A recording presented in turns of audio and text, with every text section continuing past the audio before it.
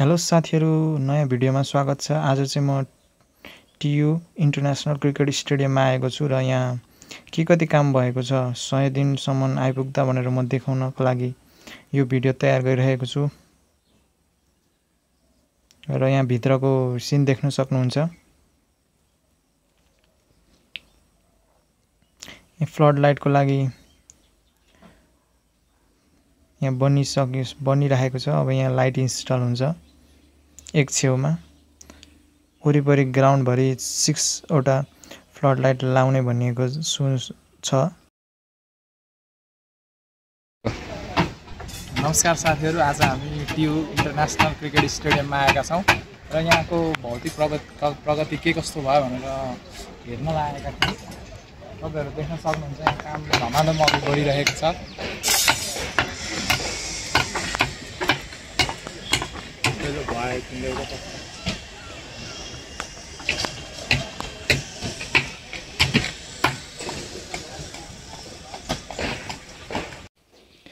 अहिले चाहिँ म यता सोभा रेन्टतिर आएको छु र यो पछाडीको भागमा चाहिँ लगभग एउटा चाहिँ ब्लक बनेर कम्प्लिट हुन लागिसकेको छ र स्कोर बोर्डको छेउमा छु अहिले म।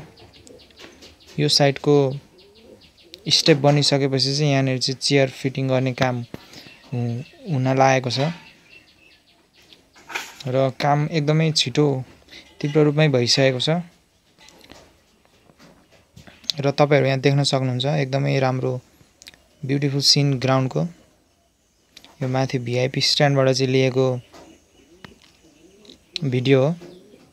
त्यो ग्राउन्डमा ग्राउन्ड्सम्यानहरुले त्यहाँ कभरहरु लगाइराख्नु भएको छ र यहाँ 3-4 वटा सेक्सनमा काम भइरहेको छ। सयौं वर्कर्सहरु यहाँ दिनरात नभनिकन काम छिटो गरिराख्नु भएको छ र यो चाहिँ त ब्याक साइडको फ्लड लाइटको लागि रेडी गरिएको छ। अब यहाँनिर चाहिँ एउटा फ्लड लाइट इन्स्टल हुन्छ। यो पछाडीपटि चाहिँ यहाँ कभर लागेको रहेछ। यहाँ केही टेक्निकल फल्ट आएर चाहिँ अहिले त्यहाँ कभर राखिएको रहेछ। लगभग 10,000 क्षमताको पहिलो चरणमा बनिने भनेको छ ग्राउन्डको सिटहरु। लगभग यो असारको मसान्तसम्ममा चाहिँ सक्ने भनेर फेरि अर्को डिल भएको रहेछ र यतापटिको ब्लक चाहिँ लगभग सकिसकेको रहेछ। अब यहाँ चाहिँ चेयर फिट गर्ने 1-2 दिनपछि भन्ने कुरा आएको छ र यो ग्राउन्डको अर्को साइड उतापटि चाहिँ काम धमाधम भइरहेको छ। सँग हुनुहुन्छ यहाँ टियुको स्टुडेन्ट नवराज श्रेष्ठ। के भन्न चाहनुहुन्छ त यो कामको अवस्था देखेर तपाईलाई कस्तो लाग्यो त? नमस्ते सबैजनालाई। हैन, यो काम देखेर चाहिँ के लाग्छ भने दिन र रात नभनिकन गरेदेखि के नहुने रहेछ हैन। अस्तिसम्म हामी यतैतिर बसेर धुलोमा उफ्रिँदै क्रिकेट हेरेको अस्ति जस्तो लाग्छ। अहिले यत्रो धुलो बनिरहेको छ हैन। हामी अब यहाँ बसेर राम्रोसँग तर एउटा कुरा यो माथिपट्टि चाहिँ प्राविधिक गडबडी भएर चाहिँ त्यहाँ के कभर लागेको रहेछ। 1 दिनभित्र त्यो सल्भ भएर बनिने रहेछ र हामीलाई यो स्टेडियम देखेर चाहिँ धेरै नै खुसी लागेको थियो। यहाँ गएर काम भइरहेको देख्दा अबको 2-4 महिनामा अथवा दशैंपछि चाहिँ हामीले चेयरमा बसेर एकदम म्याच हेर्न पाउने अर्कै छुट्टै खालको खुसीको दिनहरु आउने अब धेरै दिन टाढा छैन। यो चाहिँ बाहिरबाट लिएको भ्यू हो। रोडको छेउबाट हेर्दाखेरि चाहिँ हामीले यस्तो खालको भ्यू पाएको थियौं।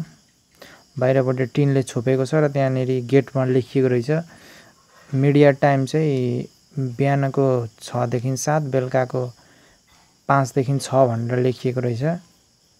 सो त्यो टाइममा जानु भयो भने चाहिँ तपाईहरुलाई उचित हुन्छ भित्र गएर हेर्नको लागि। यहाँ वर्करहरुले काम गरिरहनु भएको छ, स्टेप बनाइरहनु भएको छ र यतापटि चाहिँ यो क्यामेराको माथिपट्टि बिल्डिङ रहेछ। यो क्यामेरा राखेर हामीलाई लाइभ स्ट्रिम देखाउने बिल्डिङ हो र अलिक टाढाबाटको भ्यू यस्तो देखिन्छ। पहिलो चरणमा 10,000 सिट र त्यसपछि थप 15,000 सिट गरी 25,000 सम्मको क्षमता विस्तार गर्ने टियु इन्टरनेसनल क्रिकेट स्टेडियममा भन्ने कुरा सुनिएको छ। सो 25,000 भनेको 25,000 सिट क्षमता भएको यो नेपालकै पहिलो अन्तर्राष्ट्रिय क्रिकेट रङ्गशाला हुनेछ, जसमा फुल फेसिलिटी सहित चेयरमा बसेर एकदम म्याचको भरपुर मजा लिन सकिनेछ। हजुरलाई हाम्रो भिडियो कस्तो लाग्यो? मन परेमा लाइक, कमेन्ट र सब्स्क्राइब गरी अझै हामीलाई यस्तै भिडियो बनाउने मोटिभेसन दिनुहोला। Thank you so much for watching. अर्को भिडियो यस्तै खालको हेर्न चाहनुहुन्छ भने च्यानललाई सब्स्क्राइब गर्नुहोला। हस्त।